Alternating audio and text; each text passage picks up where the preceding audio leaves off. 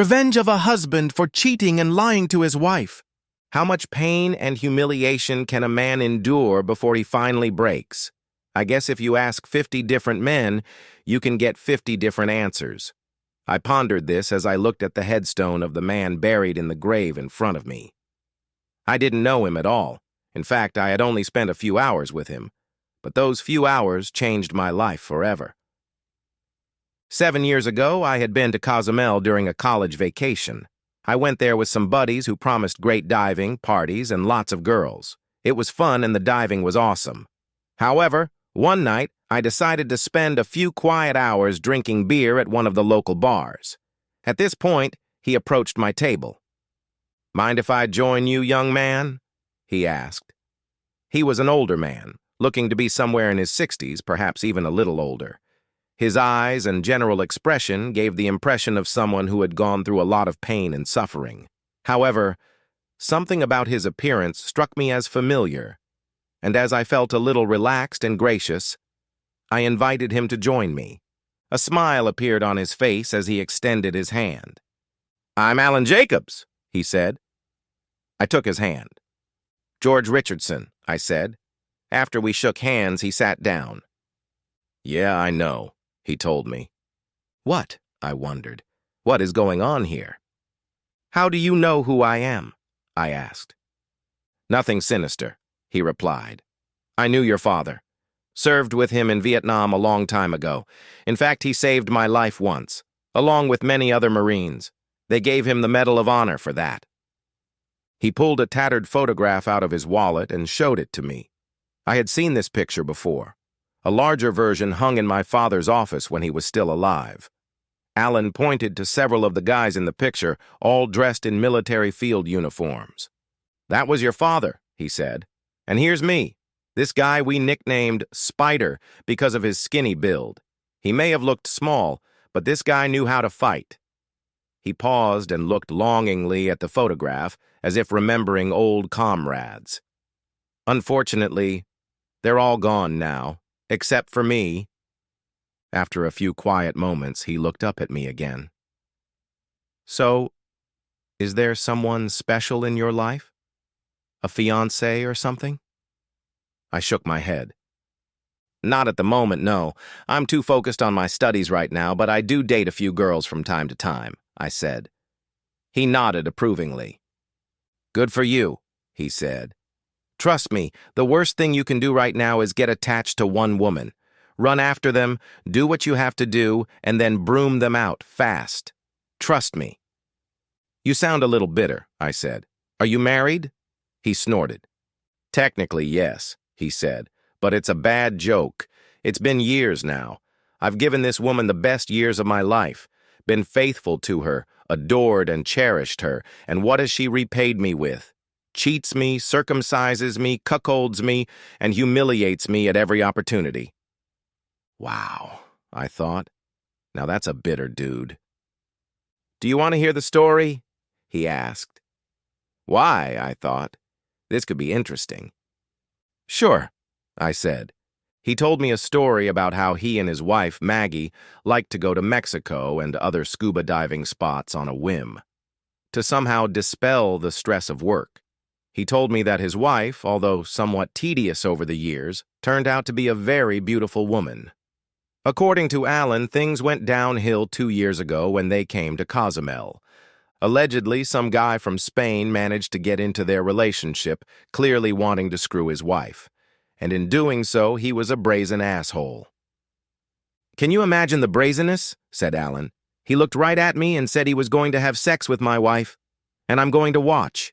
Can you believe that? He even showed me where it was going to take place and described what my wife was going to do before she met him. She did exactly what he said. It was as if they had thought it through and planned it all out in advance. And here is my 46-year-old wife, a woman who has refused to do anything at all with me, going commando style on his orders, like some underage cheater on spring break. What it is. Yes, I should have stopped her, but I didn't. I thought she'd harass him like she harassed everyone else, including me. But no, she went for it. So what did I do? What choice did I have? The asshole made it clear to me that if I didn't agree, he would come back and have sex with her morning, noon, and night until I was 90. He told me that if I let it happen and watched it once, he would leave us alone and go home. But no, that didn't happen. He tricked me. They both fooled me. That was the first day. Since then, he and my wife have continued to humiliate me every chance they get. I'm not going to lie to you, son. It excited me a little at first, although it pissed me off. I thought that maybe she would eventually give it up and open up to me a little. But that never happened, and it all got tiresome, very quickly, and there seems to be no end to it. Why don't you just dump the fool? I asked.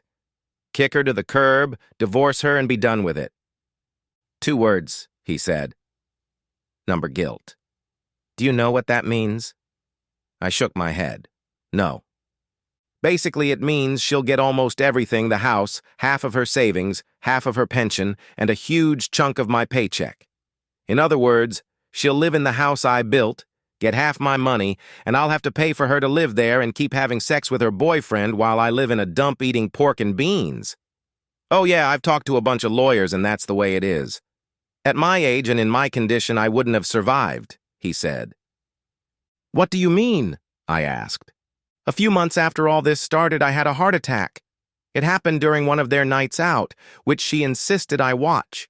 Do you know they didn't even stop having sex to call an ambulance? You know what she said? If he dies, he dies. We'll just take his insurance money and travel the world. And then they laughed. What kind of sick fool does that? I finally crawled to the phone and was able to call 911. They didn't even stop when the paramedics came for me. And you know what else she did? She and her lover took off for the entire time I was in the hospital. I have no idea where they went. She never once visited me in the hospital and checked to make sure I was okay. I couldn't help myself. Why not get revenge? Burn that fool down. Find someone to have sex with her and make her watch. He shook his head. No, son, that wouldn't be right, he told me. I made vows before God and everyone to remain faithful to her until death do us part.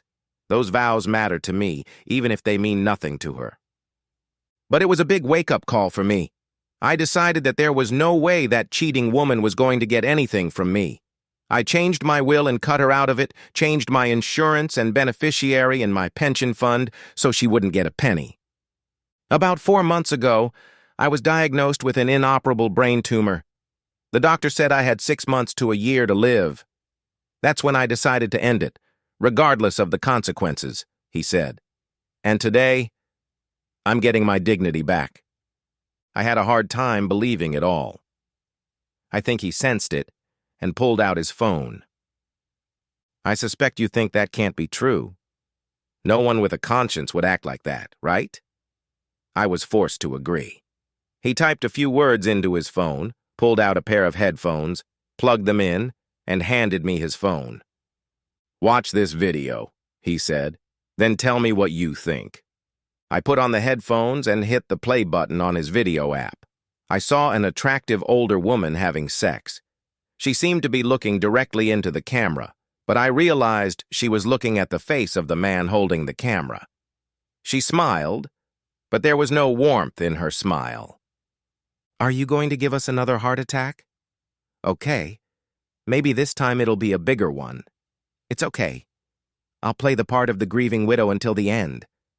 I've been playing the role of the loving wife all these years, so I'm pretty good at fooling people. Then we'll take your insurance money, go to all the places you and I wanted to visit, and make love to each other until we pass out. On you, she added, laughing. This time the man beside her rose and laughed with her, putting his arm around her shoulders. She turned to face her lover. Come on, big guy, let's do it again. Maybe this time we can give him a stroke, she said. The video ended with the two lovers laughing hysterically. I was shocked, looking at the blank screen in front of me. I have many other videos just like this, Alan told me. Why is she doing this? I asked. Were you cheating on her or beating her or something? He shook his head. No, I've never cheated on her and I've always treated her like a queen. I did ask her once, though. Check it out, he added, and picked up his phone and brought up another video. The second video showed his wife's back as he addressed her. "Why are you doing this to us?" "To me?" he asked in the video. "I've never cheated on you, and you have to admit that I'm very good to you. I just want to know why you're hurting my heart so much. I don't understand." She sighed and turned to face him, clearly discouraged by his questions.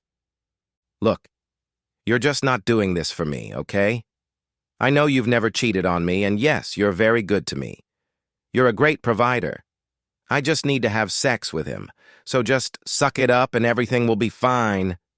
Maybe in a few years I'll get tired of having sex with him and we can retire and laugh about it in our old age. Let me just have that, okay?" "No, Maggie. You can laugh, but I won't. I promise it won't end well." "At all," Alan said in the video. "Don't even think about getting a divorce because I will destroy you," she said. "Then I'm going to take everything you have and I'm going to keep cheating on you with him. And you'll pay the bills. Got it?" The video disappeared, leaving me in a daze. How could someone be so cruel? "You have enough resources here to destroy her," I said. He smiled. "Now you're beginning to understand," Alan said. "Yes, these videos can destroy her, and that's exactly what I'm going to do. Tonight is just the beginning of their destruction, but I need help to make it happen. Will you help me, George?" I gave in to temptation, but still needed an answer to one question. "Why me?" I asked. "Surely you could enlist any number of people to help." Alan nodded his head. "You're right, I could have. To tell you the truth, George, you're the closest person I have. You see, my wife refused me children claiming they would interfere with her career. When I'm gone, it'll all be over. My lineage is over. There are no children, no survivors, nothing. I am everything." "That's not everything. Let me ask you, how many C students do you know get $1 million scholarship to an Ivy League school?" He got me. I was a bit lazy in high school, much to my parents' dismay, and was very surprised when I was told that I had received a huge scholarship from a private foundation supposedly set up to help families of Vietnam veterans. And this scholarship was unlike any I had ever heard of. Not only did it pay for tuition, books, and living expenses, but it also gave me extra money for travel, a car, and anything else I needed. Up to a point, of course. The thing is, I never lacked for anything. Once I got the scholarship, I promised my mother that I would focus on my studies, and so far I had succeeded. "Your father and I kept in touch after the war," Alan said. "We talked, sent letters and emails. I met with your mother a few times, too.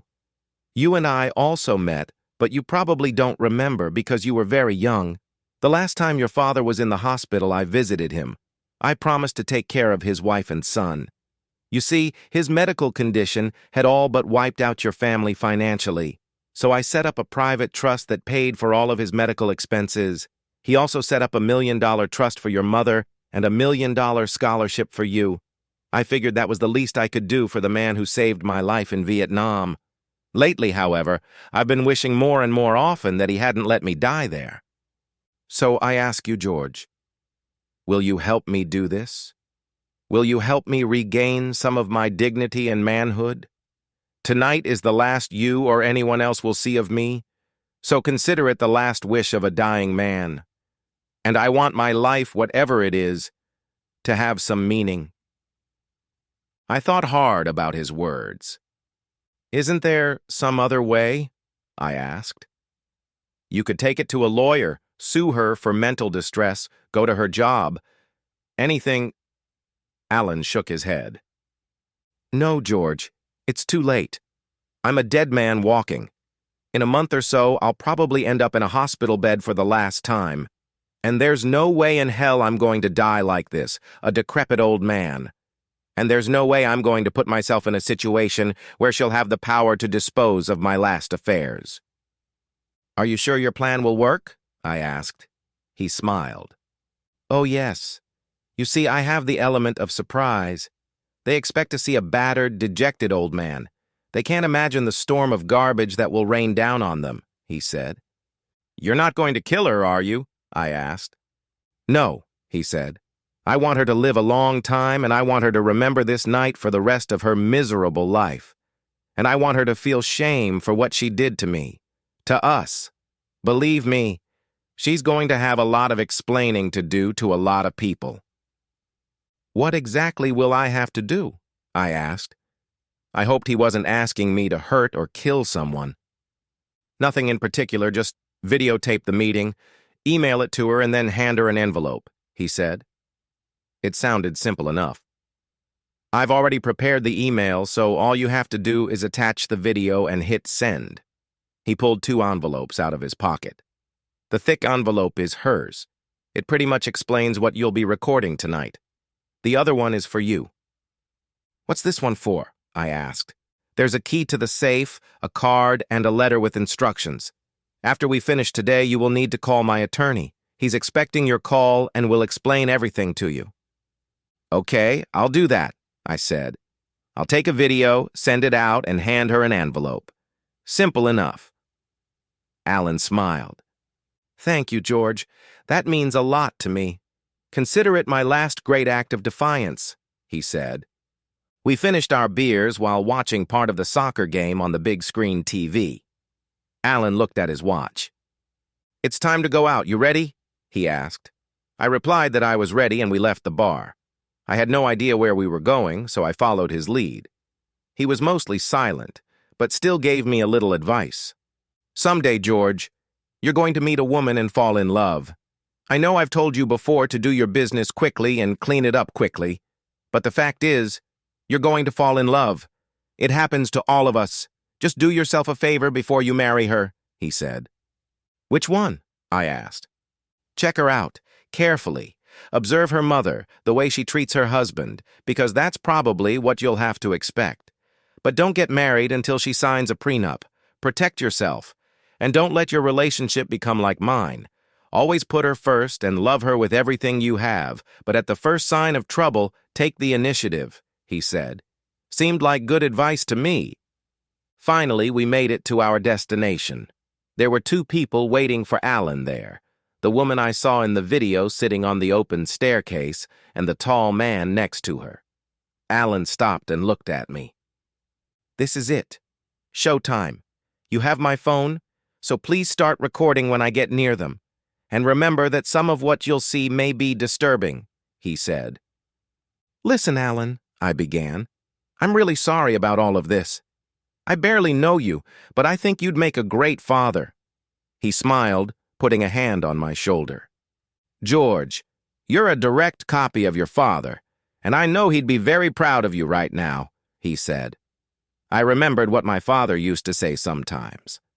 Alan, semper fi, he grinned. Yay, he said quietly before walking away. I plugged in my headphones so I could hear what was being said and backed up his phone so the video was clear and steady. I zoomed in a little so I could see the picture better. The couple on the stairs reacted as they saw Alan approaching. Neither of them noticed me. The man got a little taller and smirked as he began to speak.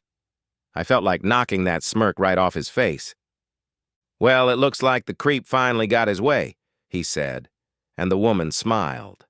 I was surprised at the clarity and quality of the sound.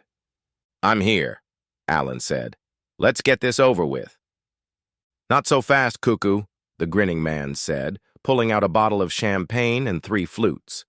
He poured the sparkling liquid and held one out to the woman, who accepted it with a smile. He set down the second glass and offered the third to Alan. Let's have a toast before we get started, eh? The grinning man said. After all, today is the 2nd anniversary of our relationship, right? After all, it was 2 years ago today that I had sex with your wife for the first time. Right here on these very steps, wasn't it? Alan was not amused. He put his hands to his sides and said nothing. Come on, Alan, the woman said. Don't be a stick in the mud. This is a special day for all of us, isn't it? Don't you want to celebrate it with us? Maybe have a little reenactment? I'm wearing the same dress I wore that first night. Don't you like it? She asked, lifting her dress to reveal her body. We'll enjoy a little toast, and then you can watch him have sex with me like he did that first night. It's going to be so much fun. Alan reached behind his back and pulled out the pistol hidden on his belt. He assumed a confident shooting stance, holding the gun with both hands the way my father had taught me years ago. The smirk left the man's face as he realized the gun was aimed at his head. "Well, looks like Cookie Boy finally grew some balls," he said. "What are you going to do, Cookie Boy? Shoot me?" He laughed, and the woman joined him. "It's all over now," Alan said with conviction. "And yes, I'm going to blow your brains out." "Well then, I'd better get ready to meet my maker," the man said sarcastically, spreading his arms wide. "Shut up and don't move," Alan said, cocking his gun. The man's face changed as he realized Alan was being serious. The woman's tone changed as well. "Alan, please don't do anything stupid," she said. "Look, you don't have to watch us have sex, okay? Just go away and we'll celebrate without you. Although it won't be as much fun without you if we're groveling." "Shut up, stupid. I'll deal with you next time." Her eyes widened with shock. Alan had never spoken to her like this before. "Alan, look. We don't need to resort to these methods. There's no need for that. You're not going to shoot me or anyone else, and you know it. Please put the gun down and let's discuss this like adults," said the smirking man, who was now clearly nervous.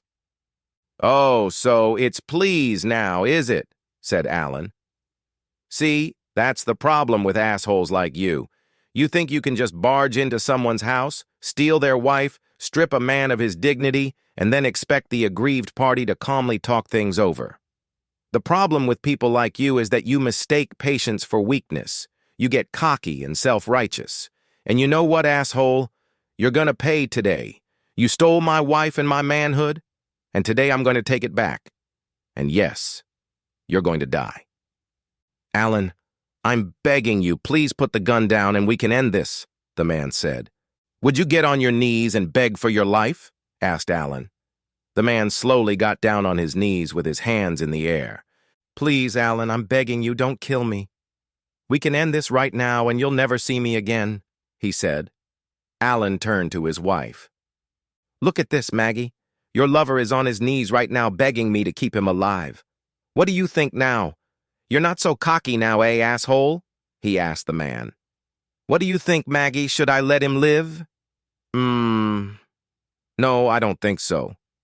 "Goodbye, lover boy," Alan said as he pulled the trigger. The man's eyes widened at Alan's last words, but he had no time to respond as the .45 caliber bullet hit him squarely in the forehead and exited through his back. He fell backward, and a pool of blood poured onto the ground. Maggie screamed and covered her ears. Alan moved over and pointed the gun at her. "Shut up!" he shouted. "Just shut up!" Maggie stopped screaming, but her makeup smeared and tears sprang from her eyes. "You killed him!" she screamed. "Yes, I did," Alan said.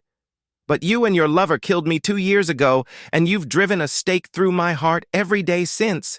So I guess it's all even. Now it's your turn to feel the pain."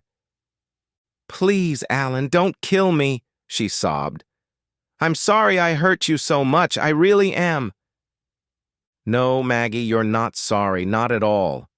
And don't worry, I'm not going to kill you," Alan said, a twisted smile appearing on his face. "Not that I haven't thought about it. Oh yes, I did think about killing you 100 times, and I could have done it too. But I decided it would have been too good for you. Now I want you to live to be 100 years old and be reminded every day of what you've done. That's right. You are directly responsible for the deaths of 2 men. One is your lover, and the other is the man who loved you exclusively for 17 years. And by the way, Maggie, I'm dying. 4 months ago, I was diagnosed with an inoperable brain tumor and given 6 months to a year to live. But I've decided to take control of my own destiny. And before you celebrate my death, I want you to know that after my heart attack, I changed my will and all my retirement accounts. You'll get nothing. 0, 0, 0. After I'm done here, some nice young man will hand you something that will explain everything," he said. "Can't we talk it over?" she asked. "No, Maggie, I've been trying to talk to you for the last 2 years. You've made it clear how you feel about me. Now you're going to pay for it. You probably haven't even noticed that I haven't even been wearing my wedding ring for the past few months, have you? Yes, I know you spent $2,000 on that ring. I got $20 for it at the pawn shop. Maybe if you hurry up, you can get it out of the pawn shop before they sell it, he said. What did you do? She asked. It was a special ring I made especially for you.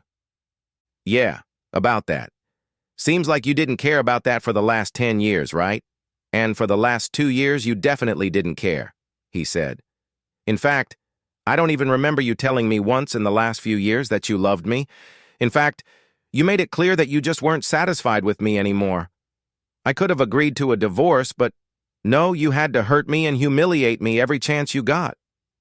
Please, Alan, let's get some help. Maybe a counselor. Don't do this, she begged. Do you care now? Now that I'm actually dying? No, Maggie, it's too late, he said. I warned you that this wouldn't end well, but you didn't listen. And by the way, get ready for some phone calls after I'm done. You see, this is all being recorded and will be emailed to everyone you know, your friends, family, everyone you work with, even a few members of the media. No, please, she shouted. Let's start over, please. I've learned my lesson.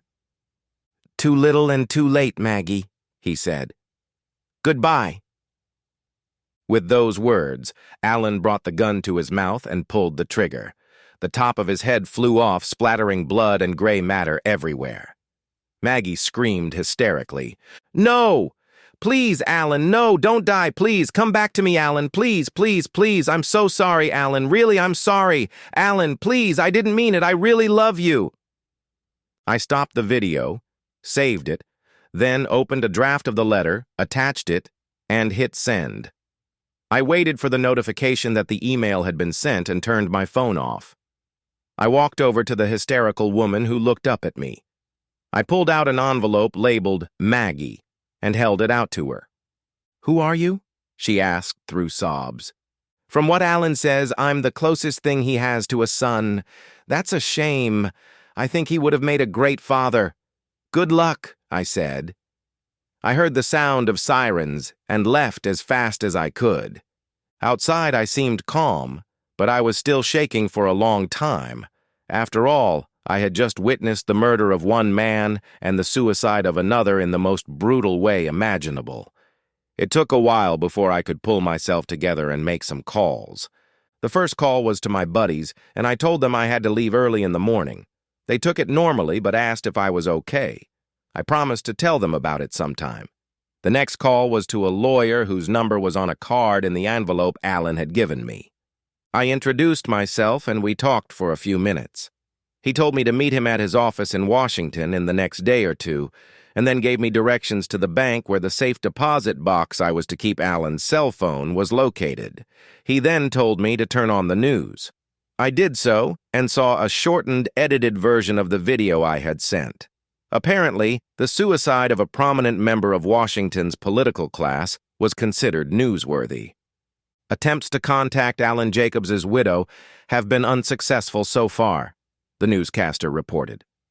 According to video footage sent to several media outlets, today's incident is the result of an apparently ongoing love affair she allegedly had with a foreign diplomat. It is unknown exactly how Jacobs sent the video of his own suicide, but it is believed that he had help in doing so. The State Department has not yet issued a statement on the killing of the foreign diplomat. Stay tuned. I flipped through the news channels and saw that my video was everywhere. I turned on my laptop and found that a post about Alan's suicide had gone viral. 3 videos had been reported, but only part of one of them had been deemed safe for online use. At least one of the other 2 videos, the articles claimed, was forbidden and showed Mrs. Jacobs engaging in an affair with a foreign diplomat. The next day I returned to the States and went to see the lawyer I had spoken to earlier. He informed me that Alan had changed his will some time ago, making me the sole beneficiary of his entire estate, except for the house, which he had given to a non-profit organization so it could be turned into a shelter for homeless veterans. After taxes and fees, he said, I would receive about $10 million.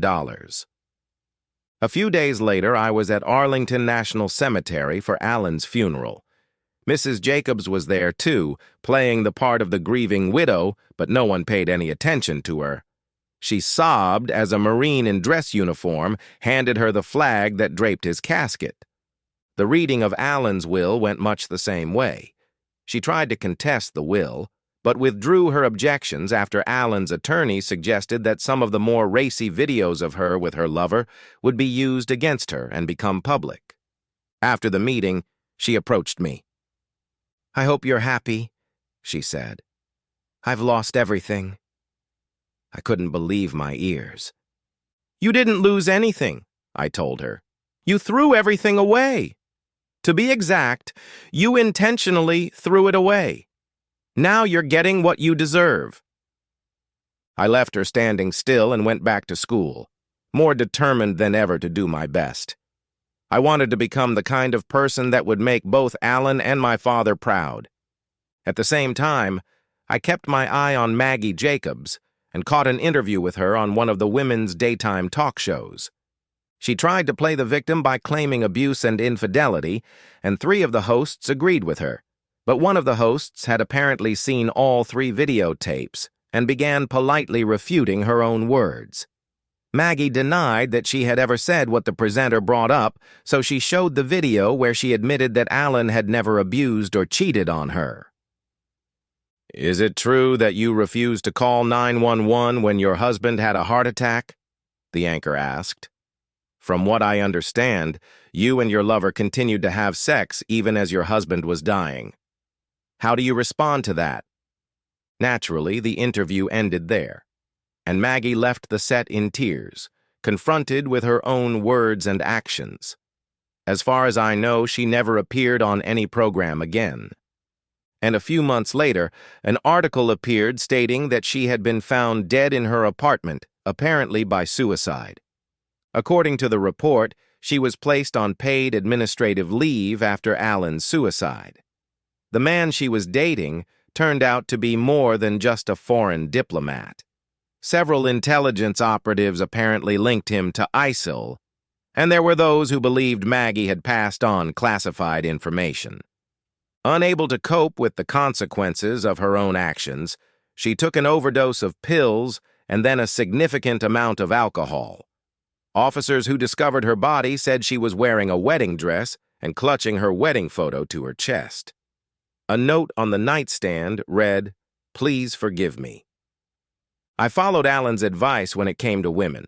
I dated a lot of them, did what I wanted to do, and moved on. I fell in love a couple times, but changed my mind after meeting their parents. Then I met Karen.